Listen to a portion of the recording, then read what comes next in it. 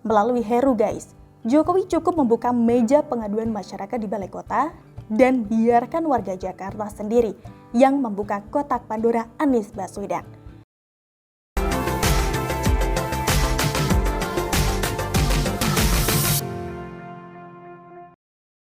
Guys, ada hal yang menarik yang dilakukan oleh Pak Presiden kita akhir-akhir ini. Seperti dalam tulisannya RKE Benar yang dimuat di laman siwa.com nih guys. Artikel dengan judul Jokowi membuka kotak Pandora Anies Baswedan perlahan dan menyakitkan. Kayaknya menarik ya untuk kita bahas hari ini di Suara Ranah. Iya guys, sekali kita memahami permainan catur politik yang dimainkan oleh Pak Jokowi, maka kita benar-benar akan dibuat tercengang-cengang dan kadang merasa seperti sedang dikadali. Sering orang menganalogikan langkah politik Jokowi ini dengan cerita film The Queen's Gambit guys. Karena sama-sama memperlihatkan strategi permainan catur. Bedanya nih guys, yang satu catur beneran dan yang satunya lagi adalah catur perpolitikan. Film tersebut memperlihatkan bagaimana Beth Harmon membayangkan langkah catur yang akan dia lakukan di malam hari sebelum pertandingan.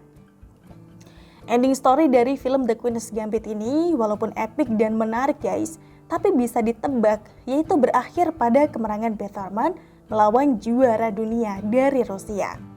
Eits, ini bukan mau review film ya guys ya. Tapi kita cuma penasaran aja nih dan tertarik untuk mengikuti intrik-intrik yang menghantarkan Beth Harmon pada kemenangannya. Tapi beda ya guys, di kehidupan nyata. Permainan catur politik Jokowi ini justru tidak bisa diduga-duga akan berakhir seperti apa. Strategi langkah catur politik yang Jokowi tampilkan selalu membuat penontonnya tersadar, paham dan bilang, oh ternyata Pak Jokowi itu maksudnya itu. Itu pun juga setelah mikir beberapa hari ya guys, pasca permainan selesai.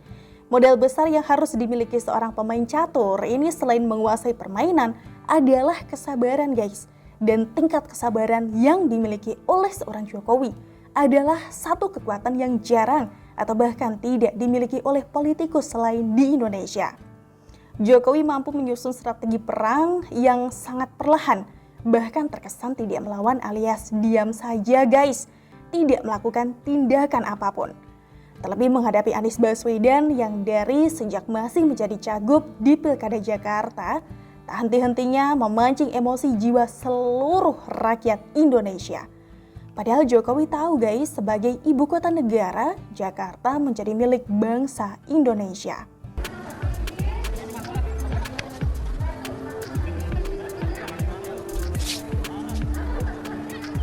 Tapi selama 5 tahun kepemimpinan Anies Baswedan di Jakarta guys, Jokowi ini seperti membiarkan semuanya terjadi begitu saja. Paling yang sering kita lihat Jokowi hanya menyindir-nyindir saja. Ketika bertemu dengan Anies Baswedan pun Jokowi juga cuma senyum-senyum saja. Walaupun keterangan yang disampaikan pada wartawan juga hanya datar-datar saja. Sesekali kita menemukan raut wajah Jokowi kesal atas berita yang beredar terkait sepak terjang Anies Baswedan guys. Tapi tetap saja ya, tidak ada komentar yang berharga yang bisa membuat para awak media gembira mendapatkan berita yang mengejutkan. Rakyat kesulitan guys untuk membedakan antara sikap diam dan sikap sabar yang diperlihatkan oleh Presiden Jokowi. Bahkan tidak jarang sikap sabar dari Jokowi ini terhadap Anies Baswedan harus dia bayar dengan mahal.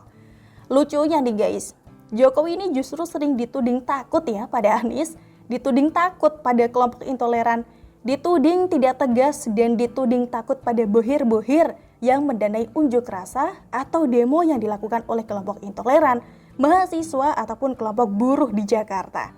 Kesalnya guys, atas tuduhan-tuduhan itu pun Jokowi juga masih tetap diam guys.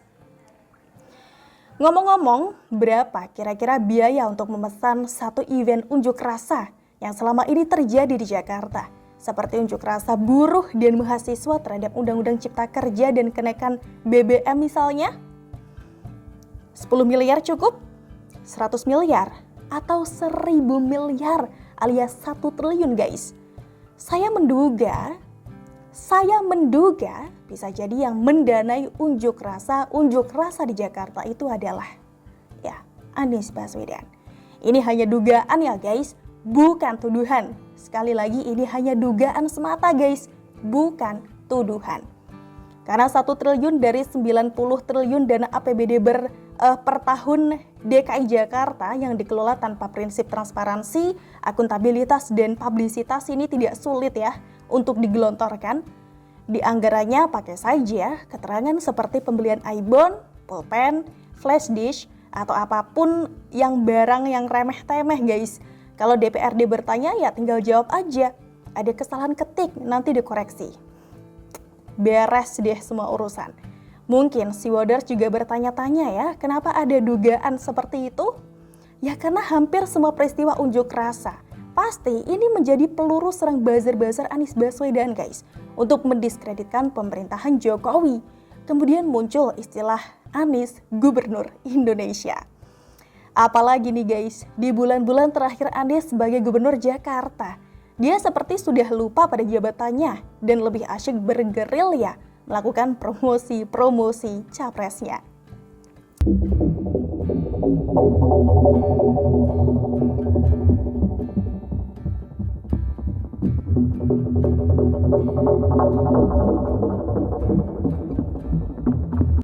Padahal Jakarta sedang parah-parahnya terendam air hujan guys. Saya yakin analogi Jokowi tentang pilot kedua yang memberikan penawaran tidak masuk akal ini bukan sebuah analogi yang tanpa dasar dan alasan ya. Sampai akhirnya tiba di penghujung jabatan Anies menjadi Gubernur Jakarta. Orang pikir Anies telah selamat menyelesaikan amanat warga DKI Jakarta guys. Bahkan Anies sendiri berpikir dia berhasil menyelesaikan tugasnya menjadi Gubernur Jakarta. Sampai kemudian dia mengetahui siapa sosok yang akan menggantikannya. Karena pengumuman tentang nama PJ Gubernur Jakarta, Heru Budi Hartono ini sudah keluar sejak awal Oktober 2022. Anies kaget? Tentu saja guys, Anies bahkan panik. Coba kalian perhatikan wajah Anies guys saat pidato perpisahan dan bagaimana Anies mengadakan acara perpisahan itu sendiri. Dengan pedenya Anies menyampaikan pesan yang dia tunjukkan ke Istana Negara. Kita tidak mengirimkan pernyataan pada mereka, tapi kita mengirimkan kenyataan pada mereka. Dan perpisahan Anies di hari Minggu 16 Oktober 2022 pun juga dipenuhi banyak orang sampai ada aktor-aktor yang berlagak sudah sedih guys, menguraikan air mata. Anies seolah ingin memperlihatkan kalau dirinya dicintai oleh warga Jakarta. Nah, dari jendela Istana Negara, Jokowi ini mungkin melihat itu semua sambil tersenyum kecut dan bergumam. Bersenang-senanglah selagi bisa. Tunggu sampai Heru masuk balai kota. Gua akan buka kotak Pandora lo secara barbar. Dan benar saja guys, yang pertama dilakukan Heru di hari pertamanya resmi menjabat sebagai PJ Gubernur Jakarta adalah menyatakan bahwa dia akan kembali membuka layanan meja pengaduan masyarakat di balai kota seperti era Jokowi Ahok dulu. Satu program yang pertama Anies hentikan di awal-awal dia masuk balai kota. Orang senang guys karena bisa mengadukan masalah mereka secara tatap muka. Tapi lebih jauh dari itu guys, membuka kembali layanan meja pengaduan masyarakat di balai kota adalah cara Jokowi membuka kotak Pandora Anies Baswedan. Karenanya guys, Anies ini langsung mengerahkan buzzer-buzzernya ya untuk menyerang Heru atas keputusan membuka kembali layanan meja pengaduan masyarakat di balai kota. Jangan dipikir kalau membuka kotak Pandora Anies Baswedan itu gampang guys. Jokowi harus sabar menunggu hingga Anies menyelesaikan 5 tahun masa jabatan memimpin Jakarta. Karena jika tidak guys, maka itu akan menjadi celah pembelaan dan pengelesan Anies Baswedan.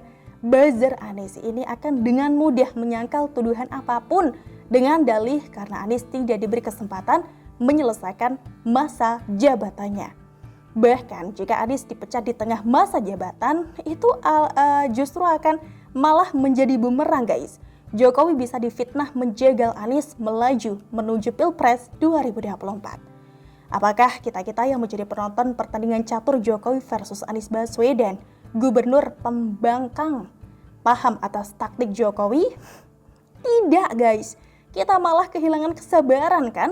Meja pengaduan masyarakat di Balai Kota ini dibuka setiap hari kerja guys selama 90 menit. Ini dilakukan Heru bukan saja mengenai preferensi warga Jakarta melakukan pengaduan secara tatap muka ketimbang melalui aplikasi online Jaki yang begitu dibanggakan Anies Baswedan. Nah, lebih dari itu, meja pengaduan masyarakat di Balai Kota ini adalah satu langkah politik Jokowi yang mampu mengiris tipis Anies perlahan dan sangat menyakitkan guys. Dari rentang waktu yang disediakan setiap hari selama 90 menit itu, berapa masalah yang diajukan warga Jakarta ke Balai Kota secara otomatis akan menerangkan mengapa Anies Baswedan divonis gagal memimpin Jakarta dan begitu pula sebaliknya. Berdasarkan pantauan lapangan nih guys, media memberitakan bahwa dari sejak dibukanya meja pengaduan masyarakat ini, yaitu pada tanggal 18 Oktober hingga tanggal 21 Oktober lalu, atau dalam kurun 4,5 jam saja, tercatat sudah ada 83 masalah yang diadukan. Kebanyakan dari masalah itu adalah tentang bansos, banjir, dan pungli, di luar masalah-masalah lain.